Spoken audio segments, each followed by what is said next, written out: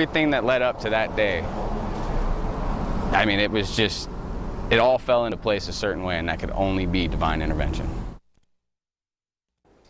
Two men at the right place at the right time to save two people after a fiery crash late Saturday night. Jennifer Dowling is live in the newsroom with more on this pretty amazing story, Jennifer.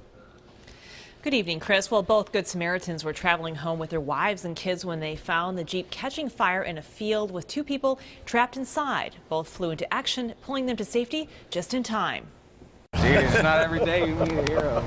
It's not every day. Derek Kolstad believes he and Deputy Todd Hanlon were brought together by fate to save two people trapped inside this burning Jeep. I mean, it went quick.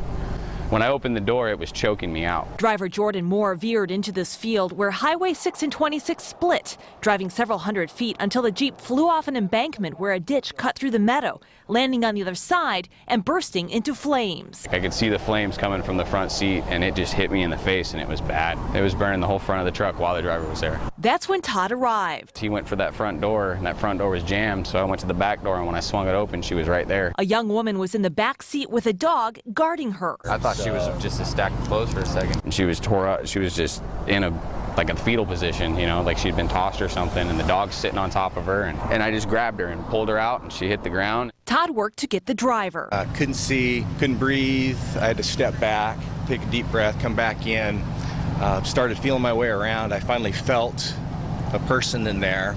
But Moore's foot was stuck under the dash. Todd had to work quick to get him free. Picked him back up, pulled him back. The whole thing was fully engulfed in probably, I would say, less than a minute. I mean, if all of us hadn't been there, I mean, it could have had a totally different outcome. Still, the men feel something else was guiding them that day. It's just a miracle the way that happened. For something like this to happen, for God to put me there and everything to align the way it did. I don't know if I'll ever register it in the year 2016. You know, it's just too much for right now, you know.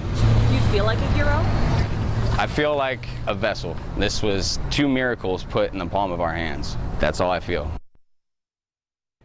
In total, 4 Good Samaritans assisted, and the young woman was taken to the hospital. Her condition is unknown.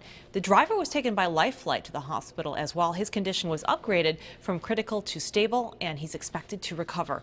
The dog was unharmed and is being cared for by family. Covering the story live in the newsroom, Jennifer Dowling, KOIN 6 News. All right, what a great